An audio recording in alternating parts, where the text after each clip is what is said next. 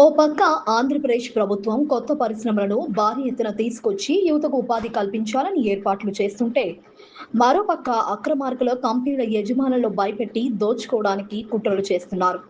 నకిలీ పత్రాలతో కంపెనీలకు నోటీసులిచ్చి పెద్ద మొత్తంలో డబ్బులు గుంజుకుంటూ పబ్బం గడుపుతున్నారు.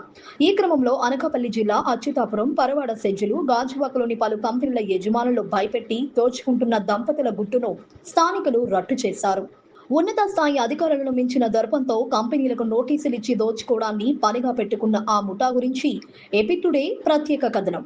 అచ్యుతాపురంలోని మీ ప్లాంట్ నుండి వెలువడే ప్రమాదకర రసాయనాలను కిలోమీటర్ల దూరం తరలించి మారుతి సర్కిల్ వద్ద కాలువలోకి వదులుతున్నట్లు మా వద్ద పక్కా ఆధారాలున్నాయి.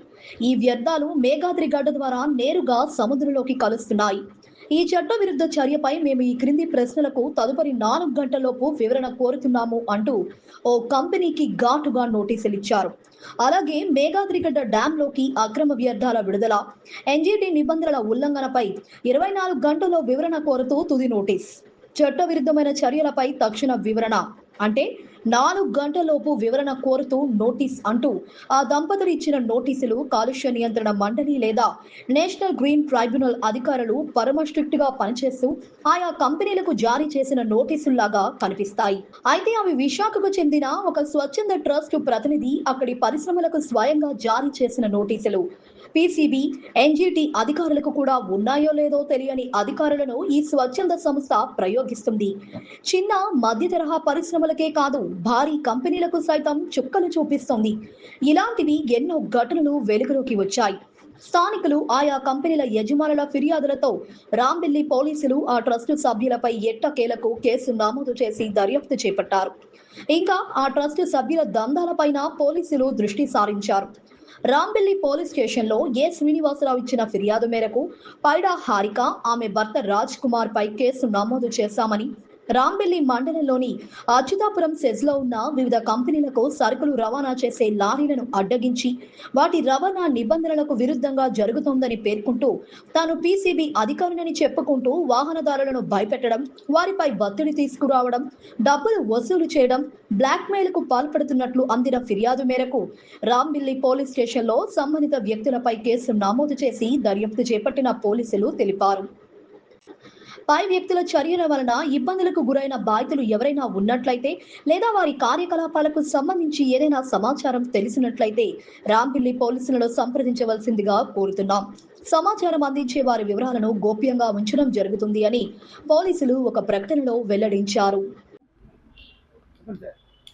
నా పేరు రాము అండి, ముళ్ళపూడి. మాది వెస్ట్ గోదావరి దగ్గర కొవ్వూరులో ఉంటాను.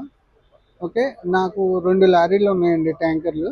విష్ణు కెమికల్స్ పరవాడ నుంచి లోడ్ తీసుకుని విష్ణు కెమికల్స్ బిలాయికి లోడ్ తీసుకుని వెళ్తుండగా 21/2/2026లో ట్యాంక్ కొంచెం లీక్ అయింది. గుడిలో దగ్గర డ్రైవర్ నిద్రపోతుండగా ట్యాంక్ కొంచెం లీక్ అయింది. డ్రైవర్ చూడలేదు. కానీ పీసీబీ అధికారులు అని చెప్పి పైడా హారిక అండ్ రాజ్ కుమార్ గారు వచ్చి డ్రైవర్ని నిద్రలేపారండి. డ్రైవర్ నిద్రలేపేటప్పటికి ముందు ట్యాంక్ లీక్ అవుతుందండి, ఒక్క నిమిషం ఆగండి అని చెప్పి లారీలో ఉన్న ఎంసీబీ ట్యాంకు కంటించి ముందు దాన్ని సరి చేశారు. కాకపోతే ఆ మేడం గారు ఏం చేశారంటే డ్రైవర్ దగ్గర నా నెంబర్ తీసుకుని మేము పీసీబీ అధికారులమని చెప్పారు. పీసీబీ అధికారులమని చెప్పి ఇలా మీ బండి సీజ్ చేస్తున్నామండి, పొల్యూషన్ కంట్రోల్ బోర్డు నుంచి వచ్చాము అని చెప్పారు. సరేనండి, ఒక 5 minutes టైం ఇవ్వండి అని కాల్ కట్ చేసి మళ్ళీ నేను మాట్లాడితే అలా కదండి మీ బండి పట్టుకెళ్ళిపోతున్నాము, కుదరదు అన్నారు. సరే ఏం చేయాలో ఏంటో చెప్పండి అంటే, ₹1,00,000 ఇవ్వండి అని అడిగారండి.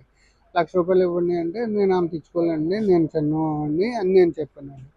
అలాగా మాట్లాడుతూ ఉండగా 50,000 ఇమ్మని వచ్చేదండి. అప్పుడు నేనే ముందు రోజు డ్రైవర్కి అడ్వాన్స్ జీతం కలిపిచ్చానండి. ఆ అమౌంట్ ఇమ్మని చెప్పాను నేను.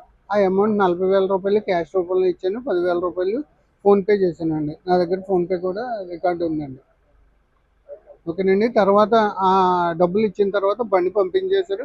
బండి పంపించేసిన తర్వాత కూడా 2-3 సార్లు రానర్ కెమికల్ దగ్గర, విష్ణు కెమికల్స్ దగ్గర ఎంటీ బండి కానీ లోడ్ బండి కానీ ఆపేసి కొంచెం చాలా ఇబ్బందులు పెట్టారండి. అసలు బళ్ళు కూడా సరిగ్గా తిరగనివ్వలేదండి. 2-3 నెలలు చాలా ఇబ్బందులు ఫేస్ చేశాను. రీసెంట్గా లాస్ట్ మంత్ ఈ ఇబ్బందులు పడలేక నేను 2 లారీలు అమ్మేశానండి. ఫిబ్రవరి మంత్ నుంచి అండి. పైడా హారిక అండి. అండ్ వాళ్ళ హస్బెండ్ పేరు రాజ్ కుమార్ అండి.